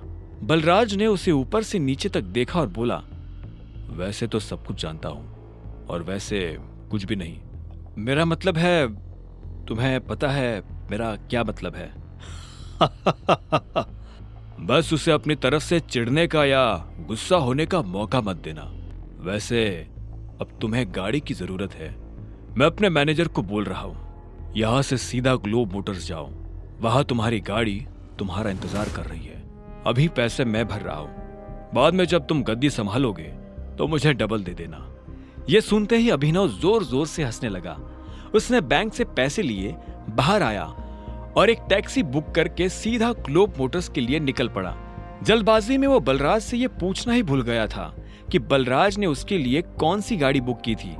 जैसे ही वो अंदर गया तो उसने देखा कि शोरूम का मैनेजर दरवाजे पर खड़ा होकर किसी का इंतजार कर रहा था। उसने अभिनव को देखते ही पूछा, अभिनव गढ़वाल?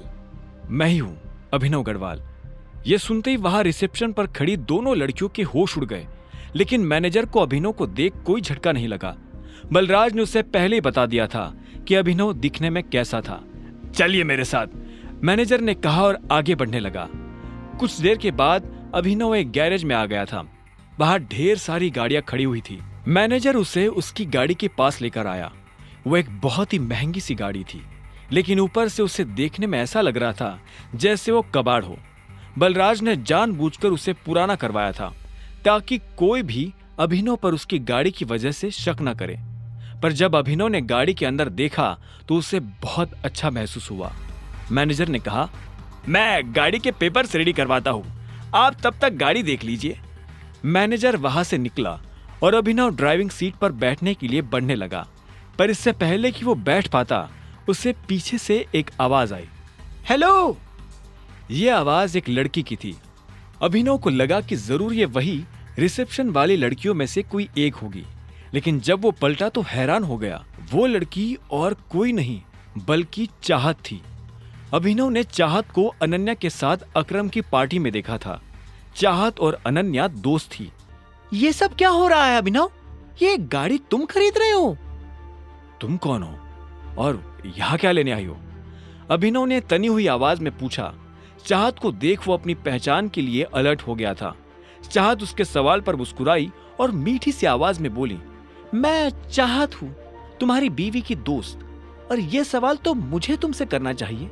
तुम यहाँ गाड़ी खरीदने कैसे आ सकते हो? अनन्या ने तो मुझे बताया था कि तुम गरीब हो। हाँ, मैं गरीब ही हूँ। ये गाड़ी तो मैं अपने बॉस के लिए लेने आया हूँ। चाहत ने उसे कुछ पल के लिए देखा और बोली, पक्का? झूठ तो नहीं बोल रहे हो? मैं तुमसे झूठ क्यों बोलूंगा? पता नहीं, एक काम करती हूँ, मैं अनन्या को भी यहाँ बुला लेती हूँ, दूसरे की ही सही, पर जब वो तुम्हें गाड़ी में देखेगी तो खुश हो जाएगी। नहीं, उसे बुलाने की क्या जरूरत है? क्यों बेकार में उसे परेशान करती हो तुम बताओ ना, मैं तुम्हारे लिए क्या कर सकता हूँ? ये सुनते ही चाहत के चेहरे पर मुस्कान आ गई। उसने कहा, मुझे चाहिए ट्रीट। क्या तुम मुझे ट्रीट पर लेकर नहीं चलोगे? देखो, मैं तुम्हारी बीवी की दोस्त हूं और मुझे नहीं लगता कि तुम्हें मुझे मना करना चाहिए। इससे पहले कि अभिनव उसकी बात का कोई जवाब दे पाता, चाहत ने गाड़ी का दरवाजा खोला और वो पैसेंजर सीट पर जाकर बैठ गई। ठीक इसी वक्त मैनेजर डॉक्यूमेंट्स लेकर आया और उसने डॉक्यूमेंट्स अभिनव को दे दिए। अभिनव भी ड्राइविंग सीट पर बैठ गया। उसे पता था कि चाहत खुद एक रईस परिवार से आती थी, ऐसे में वो उसे अकरम के एक होटल में ले जाने वाला था। चाहत पूरे रास्ते रह रहकर अभिनव को देख रही थी। अभिनव को समझ नहीं आ रहा था कि वो उससे चाहती क्या है। जैसे ही अभिनव की गाड़ी अकरम के होटल के नीचे पार्क हुई तो अभिनव का फोन बज उठा। उसने देखा अकरम का फोन था। हेलो, क्या हुआ टाइगर, सब ठीक? मैंने देखा तुम्हारी गाड़ी मेरे ऑफिस के नीचे आई है। उधर से अकरम ने पूछा। हाँ, वो मैं होटल में किसी के साथ लंच के लिए आया था।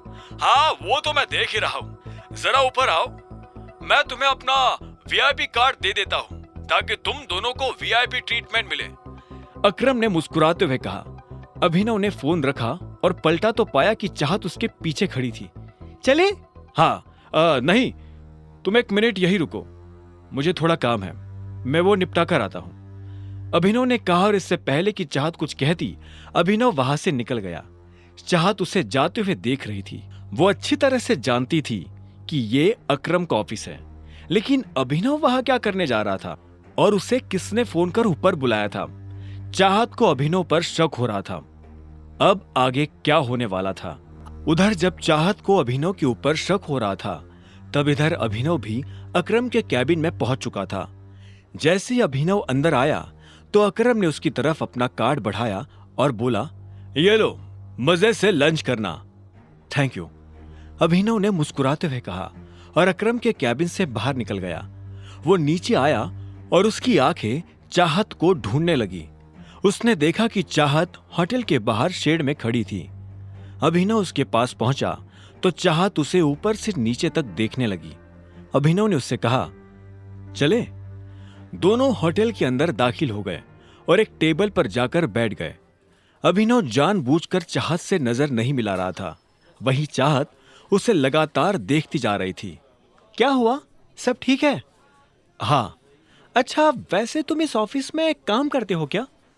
मुझे लगता है कि हमें कुछ ऑर्डर कर देना चाहिए, मुझे तो बहुत भूख लग रही है, अभिनव ने चाहत के सवाल को टालते हुए कहा। चाहत ने उसे देखा और एक पल के बाद बोली, तुम मुझसे कुछ छुपाने की कोशिश कर रहे हो क्या? क्या? मैं तुमसे क्यों कुछ छुपाने लगा?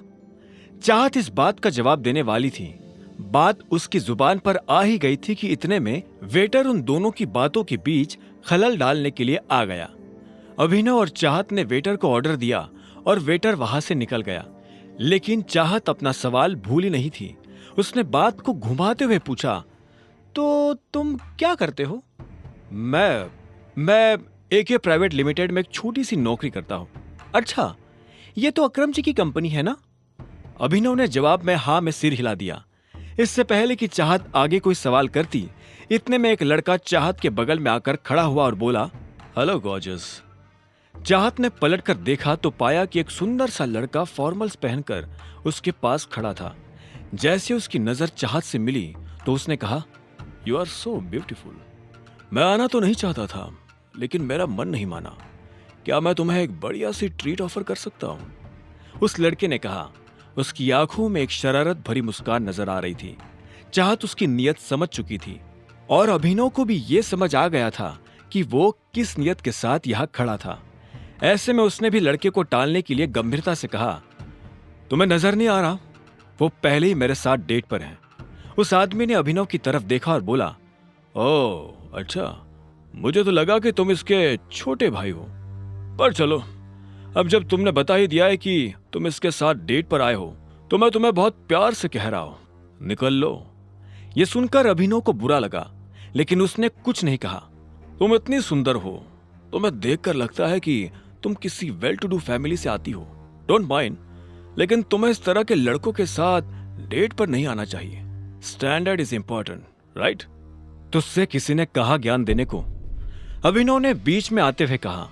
उस लड़के ने अभिनव को घूरते हुए देखा और फिर से चाहत की तरफ देखकर बोला, तुम प्लीज मेरे साथ आओ, ट्रस्ट मी, मैं तुम्हें कोई प्रॉब्लम नहीं होने दूंगा। तो इतने में अभिनव अपनी जगह पर खड़ा हुआ और उसने उस लड़के का कॉलर पकड़ लिया। अरे अरे, ये क्या हो रहा है? अरे ये क्या कर रहे हो? छोड़ो उसे। हर कोई अभिनव की इस हरकत को देखकर हैरान हो गया। अभिनव को भी एहसास हुआ कि उसने लड़के को कुछ ज्यादा ही पीट दिया था। ऐसे में उसने हाफते हुए उसे छोड़ दिया। वो लड़का खड़े रहने लायक भी नहीं बचा था। अभिनव को जब होश आया तो उसने उस लड़के को ऊपर से नीचे तक देखा तो उसे बहुत बुरा लगा। वो ऐसा कुछ करना नहीं चाहता था, लेकिन अगर वो ये नहीं करता तो वो लड़का चाहत को परेशान करता रहता। अभिनव पलटा और चाहत को देखने लगा। चाहत दूर खड़ी होकर मुस्कुरा रही थी। उसकी मुस्कान में अभिनव को एक तरह की शांति नजर आ रही थी। अब उसे डर नहीं लग रहा था। तभी अभिनव के कंधे पर पीछे से एक हाथ आया और उसने अभिनव के कंधे को कसकर पकड़ लिया। अभिनव ने पलटकर देखा तो पाया कि वही लड़का उसे मारने के लिए खड़ा था। पर इससे पहले कि वो अभिनव पर हाथ उठाता, अभिनव ने उसे कोहनी से झटका दिया और वो नीचे गिर गया। हर कोई अभिनव के फोटो खींच रहे थे, उसकी वीडियो बना रहे थे। अभिनव को यह देख अच्छा नहीं लग रहा था। उसे ये सब अजीब लग रहा था। वो यहां से निकल जाना चाहता था, पर इससे पहले कि वो निकल पाता, इतने में पीछे से आवाज आई। क्या हो रहा है यहाँ? ये कोई मछली बाजार नहीं है, एक रेप्यूटेड होटल है। ये आवाज और किसी की नहीं बल्कि होटल के मैनेजर की थी। तुम्हारी हिम्मत कैसे हुई हमारे वीआईपी कस्टमर के ऊपर हाथ उठाने की? क्योंकि इस आदमी ने हम लोगों को परेशान किया। मैं इसे मुंह नहीं लगाना चाहता था, फिर भी ये मेरे बारे में भला बुरा कह रहा था और इसने मेरे पिता के बारे में भी उल्टा सीधा कहा था। बस इतनी सी बात पे तुमने इनके साथ इतना कुछ कर दिया। अभी के अभी माफी मांगो इनसे। मैं इससे माफी मांगू? इससे कहो कि ये मुझसे माफी मांगे। चुपचाप माफी मांग। तू जानता नहीं मैं कौन हूं। बिना माफी मांगे मैं तुझे इस होटल से बाहर भी नहीं निकलने दूंगा, उस आदमी ने कहा जिसे अभिनव ने मारा था। मामला बिगड़ता जा रहा था। अब इससे पहले की बात आगे बढ़ती, चाहत बीच में आई और बोली, एक्चुअली गलती अभिनव की नहीं है, इस आदमी की है। इसने मुझे छेड़ने की कोशिश की। यह मुझसे गलत तरीके से बात कर रहा था। मैं और अभिनव साथ में लंच पर आए थे, पर यह आदमी। चाहत ने सारी बात मैनेजर और आसपास खड़े लोगों को बता दी। मैनेजर ने पलटकर उस लड़के को देखा और बोला, क्या यह सही है? उस लड़के ने कोई जवाब नहीं दिया। ऐसे में मैनेजर फिर से चाहत की तरफ पलटा और बोला, जो भी हो मैडम, पर इससे माफी तो मांगनी ही पड़ेगी। अभिनव समझ गया था कि मैनेजर उससे ऐसे क्यों बात कर रहा था। असल में वो अभिनव को उसके कपड़ों से जज कर रहा था। जब अभिनव को लगा कि उसके पास और कोई रास्ता नहीं है, तो उसने अपनी जेब से अकरम का कार्ड निकाला और मैनेजर की तरफ बढ़ाते हुए बोला, तुम्हें पता है मुझे ये कार्ड किसने दिया है? इस पर लिखा नाम पढ़ लो, उसके बाद तुम्हें समझ में आ जाएगा कि निष्पक्ष फैसला कैसे किया जाता है। हाँ, यह सही कह रहा है। भीड़ में से किसी ने अभिनव की बात का समर्थन करते हुए कहा। मैनेजर ने अभिनव से कार्ड लिया और उसे ध्यान से देखने लगा। जैसे उसने कार्ड पर लिखा नाम पढ़ा तो उसकी आंखें फटी की फटी रह गई। जब अभिनव ने देखा कि मैनेजर के पास कुछ भी कहने को नहीं बचा है, तो उसने उस लड़के की तरफ देखकर कहा, और तू लड़कियों से बात करने से पहले अपनी माँ के पास जा और उनसे सीख के लड़कियों की इज्जत कैसे की जाती है। इतना कहते ही अभिनव ने चाहत को अपने साथ लिया और वहां से निकल गया। दोनों गाड़ी में आकर बैठ गए थे, लेकिन कोई किसी से बात नहीं कर रहा था। इधर चाहत भी बार बार उसे देख रही थी और जब उससे रहा नहीं गया तो उसने पूछा, तुम ठीक हो? हाँ सॉरी, मैंने तुम्हारा मूड और तुम्हारा लंच दोनों खराब कर दिए। तुम चाहो तो हम कहीं और चलकर खा सकते हैं। ठीक है, मुझे कोई दिक्कत नहीं, मैं पूरे दिन फ्री हूँ। अभिनव ने उसकी बात सुनी और गाड़ी दूसरे होटल की तरफ मोड़ दी। कुछ देर के बाद उसने गाड़ी एक होटल के बाहर लगा दी। चाहत नीचे उतरी और उस होटल की तरफ देखने लगी। अभिनव ने ऊपर लगा बोर्ड देखा और उसके बाद चाहत के साथ अंदर दाखिल हो गया। अभिनव जानता था कि ये होटल दिक्पाल का था। तो तुमने डिसाइड कर लिया है कि तुम मुझे अपने बारे में कुछ नहीं बताने वाले, अभिनव के मन में जब ये सारे ख्याल चल रहे थे तभी चाहत ने कहा। दोनों एक टेबल पर आकर बैठ चुके थे और वाइन पी रहे थे। अभिनव ने भोला बनते हुए पूछा, किस बारे में? असल में वो समझ गया था कि चाहत के मन में यह शक की सुई क्यों घूम रही थी। उस दिन पार्टी में जब अकरम अभिनव को अलग से अपने साथ ले गया था तब बाकी लोगों ने तो ये मान लिया था कि वो उसके ड्राइवर का बेटा था, लेकिन ये बात चाहत के गले नहीं उतर रही थी। उसने कहा, कमाल है, तुमसे तो मैं तुम्हारे बारे में ही पूछूंगी ना। मेरे बारे में मेरे पास बताने लायक कुछ नहीं है, अभिनव ने कहा और चाहत से बचने के लिए इधर उधर देखने लगा। तभी उसकी नजर कुछ लोगों पर पड़ी जो आपस में काफी गंभीर बातें कर रहे थे। उनमें से एक आदमी ने कहा, इस टाइम दिक्पाल बॉस का डंका सिर्फ गुड़गांव में ही नहीं पूरे इंडिया में बज रहा है। हाँ, मार्केट से जैसे ही टाइगर गायब हुआ वैसे ही टाइगर का नाम भी गायब हो गया। ये सुनते ही अभिनव पलटकर उस आदमी को देखने लगा जो ये बात कर रहा था। उसे समझ नहीं आ रहा था कि आखिर वो टाइगर के बारे में इस तरह की बातें क्यों कर रहे थे। बताओ ना अभिनव, तुम मुझसे क्या छुपा रहे हो? चाहत ने पूछा। तभी उन लोगों में से एक ने कहा, नहीं, टाइगर अभी गया नहीं, टाइगर जिंदा है और वो जल्द ही लौट कर आएगा। मैंने तुमसे कहा था ना जॉनी, इतनी मत पिया करो कि संभली ना जाए। कुछ भी बकवास कर रहे हो। बकवास नहीं बकवास तो तुम कर रहे हो। टाइगर का कंपैरिजन दिक्पाल से, विस्की और देसी शराब का क्या मैच। मैं कह रहा हूं टाइगर जिंदा है and he will return soon. Johnny नाम के इस आदमी की बात सुनकर अभिनव के रोंगटे खड़े हो गए थे। वो ये जानना चाहता था कि जॉनी मन से फेंक रहा था या उसके पास सच में कोई जानकारी थी। आगे की कहानी जानने के लिए देखें अगला एपिसोड सिर्फ पॉकेट एफएम के यूट्यूब चैनल पर और द रिटर्न ऑफ टाइगर के सारे एपिसोड्स को सुनने के लिए डिस्क्रिप्शन में दी लिंक से डाउनलोड करें पॉकेट एफएम ऐप।